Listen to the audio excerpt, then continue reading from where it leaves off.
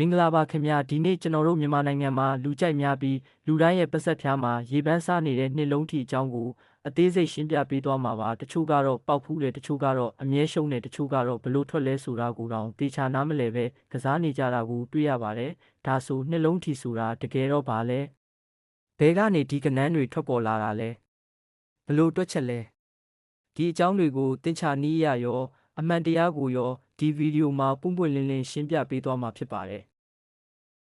ဒါကတော့ set index လို့ခေါ်တဲ့ store ဈေးကိုလိုက်ပြနေတဲ့ screen ပဲဖြစ်ပါတယ်။ခင်ဗျာတစ်ချက်လောက်ကြည့်လိုက်ကခင်ဗျာဒီပုံမှာရှိတဲ့ကဏ္ဍတွေဟာဆိုရင်အချိန်နဲ့တပြေးညီစက္ကန့်တိုင်းပြောင်းလဲနေတာပဲဖြစ်ပါတယ်။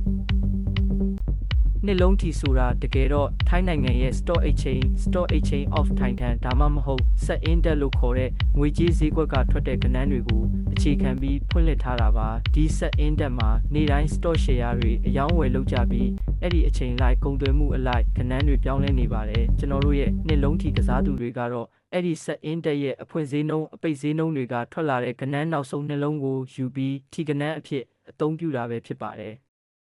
ပိုပြီးရှင်းရှင်းလင်းလင်းပြောရရင် set မှာ index မှာဘယ်လိုကဏ္ဍတွေထွက်လာတယ်လဲဆိုတာကိုကြည့်ရအောင်ပါဒီမှာမြင်ရတဲ့အတိုင်း set index က light တွေရဆက်ပြသနေတာကိုတွေ့ရပါမယ်ဥပမာ index က2210.35လို့ပြတယ်ဆိုပါစို့ဒီနေရာမှာကျွန်တော်တို့နှစ်လုံးထီအတွက်ယူမဲ့ကဏ္ဍကတော့တသမနောက်ဆုံးကကဏ္ဍနှလုံးဆိုလိုတာက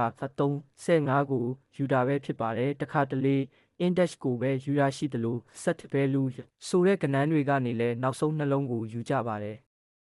ဒါပေမဲ့အများစုကတော့ set index ရဲ့တသမနောက်ဆုံးနှလုံးကိုပဲအခြေခံတာပါတစ်နေ့ကို Thai store ဈေးကွက်ဖွင့်ချိန်တိုင်းမနက်တစ်ချိန်ညနေတစ်ချိန်စုစုပေါင်း2ချိန်ထွက်လေရှိပါတယ်မွန်းတဲ့12နာရီနဲ့မွန်းလွယ်4နာရီခွဲအချိန်တို့ပဲဖြစ်ပါတယ်